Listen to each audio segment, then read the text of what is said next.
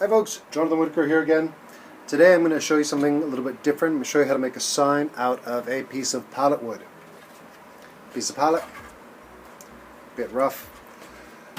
Before you use these, make sure you get all the bits of nail, all the bits of metal out.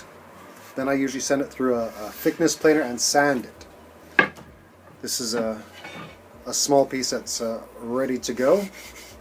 I don't do anything with the screw holes and air holes. I kind of like that effect. And we're going to make some of these today. Platform 9 3/4. Here's another one I did. Diagon Alley. Quick note about these particular signs. Do watch out for copyright infringement if you are going to be making something like this. These signs are for demonstration purposes only, for myself. Bearing that in mind, I hope you like it, enjoy. If you have any questions, just send me a message. Alright, so what I've done is I've used a computer program called Inkscape and designed this sign. I've used the Platform 9 3/4 from Harry Potter. I've changed the font, I added in a sign background. If you haven't used Inkscape before, I highly recommend it. It's a free download, really great for designing it.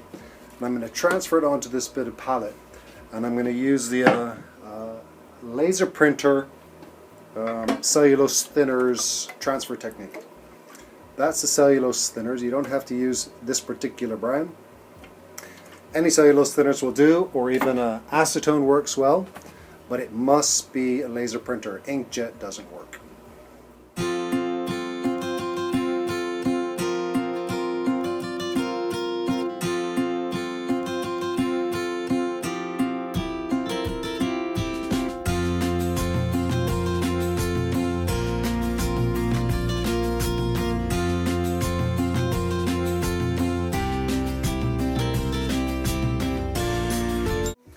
Okay, so I'm going to do this as outset letters, sorry. So what I need to do is I need to outline all these letters. Now I'm going to use the 1/8 diameter shank, commonly known as CNC bits. That's how big they are. They're not very big at all. This one is a 60 degree, if you can see that. It goes into one of these. This is a 1/4 to 1/8 collet reducer. Pops in like so. That's it.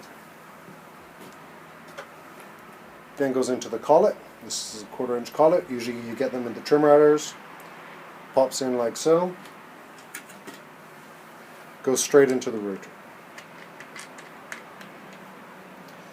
Now, if you can see this, the top of this, I'm not going to go deeper than that. That's probably 3 millimeters, 4 millimeters is the maximum depth I'll go in the first pass.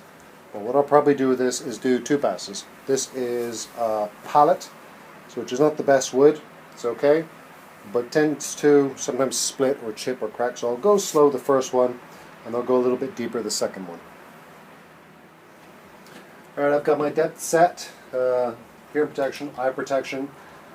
I don't measure the depth, I just eyeball it and go from there. I'll just start this and then I'm going to go into a high speed.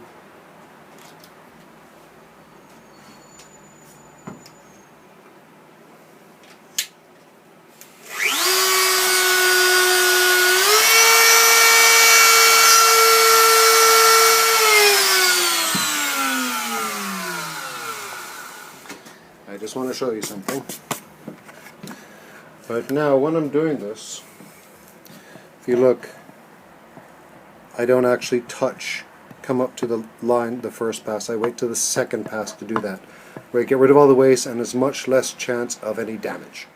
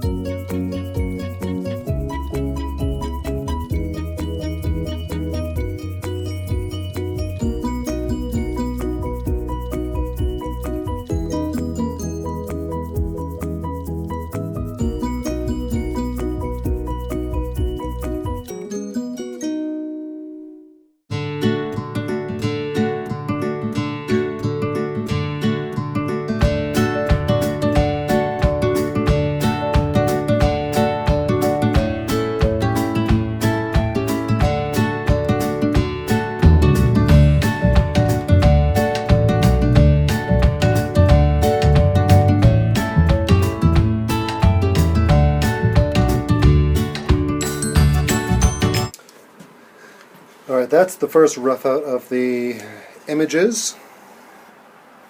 See, I haven't really touched on the lines yet. I'm trying to be very careful around the 9 3/4. These are some pretty fine lines. Now you don't actually have to cut to the line, you can always give yourself a bit of space. Touch it up at the very end with a knife or a chisel so you get it perfect.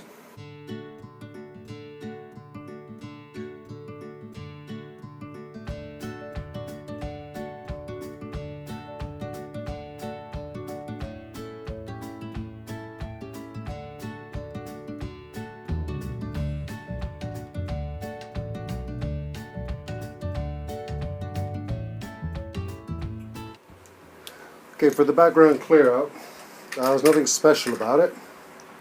What I do is I get everything set up and I set the router beach just a little bit shallower than the cuts I've done before. I don't want to go deeper than the lines I've already done because that will cause me problems with the cutout with possible breakout.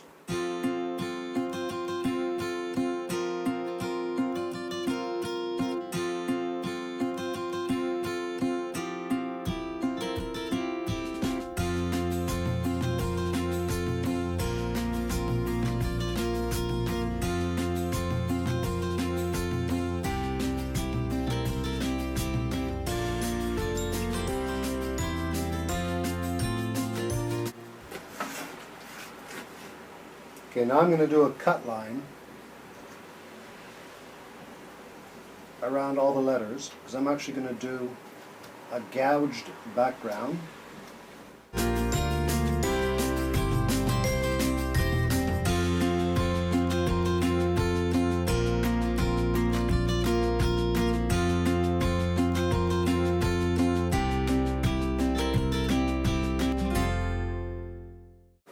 I'm going to use a number 7 gouge. I believe it is 1 centimeter. I'm not quite sure. It's one of them. Doesn't really matter what gouge you use as long as it's sharp. Go slowly. Take your time. Don't try to go too deep. Just want little, shallow passes.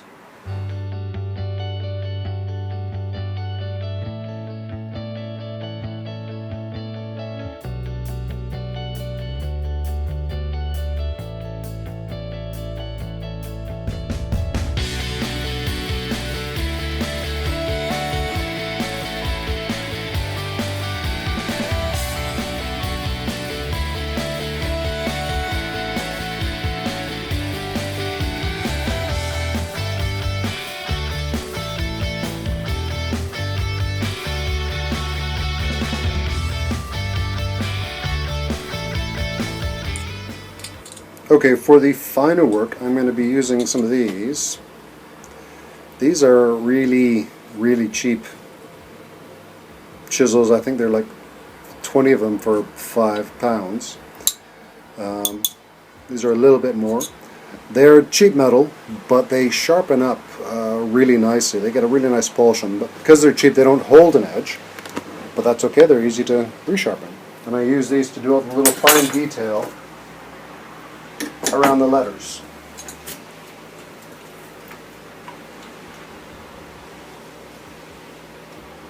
Just remember, still just going slow.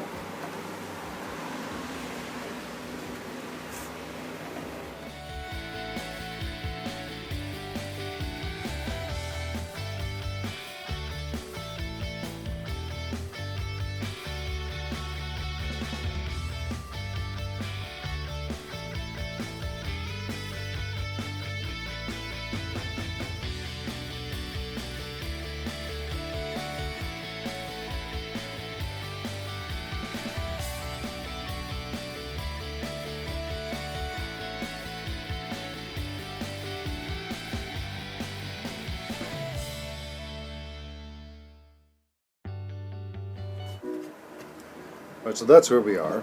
Now if you look around the edges, we've got a bit of rough bits. I'm not going to use the gouges anymore. I'm going to use the Dremel. I'm I've got one of the diamond tip burrs in it, quite small, and it's good for just smoothing out around the edges.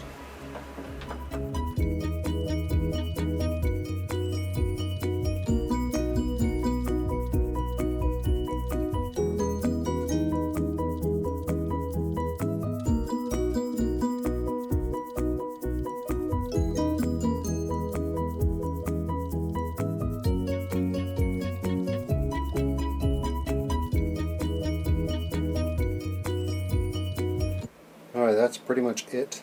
I'm just going to stick this on the scroll saw now. Cut that shape out. I will give a little sand in there. And if you see here, top of the number 9, I made a small boo-boo. A little bit of sandpaper will take that out. And I need to touch up inside these M's. I don't have a small enough gouge really to reach in. Well, I don't have the correct gouge at the moment to get it in there properly. But it's almost done.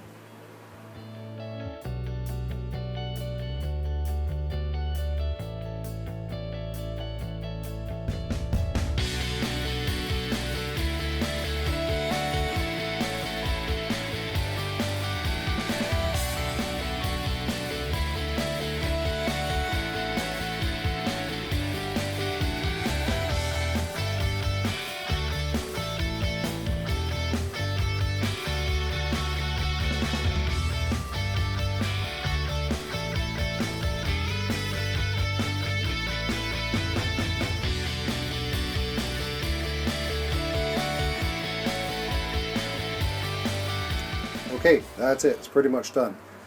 If you see, there's still some quite, because this is a plywood bit of pine, I'm having quite a bit of problem getting it be smooth. So what I'm going to do is I'm just going to touch it with a bit of fire. Little torch, usually used for cooking, and I'm just going to run it around gently if the fuel holds out. Trying to keep it off the top of the letters if I can.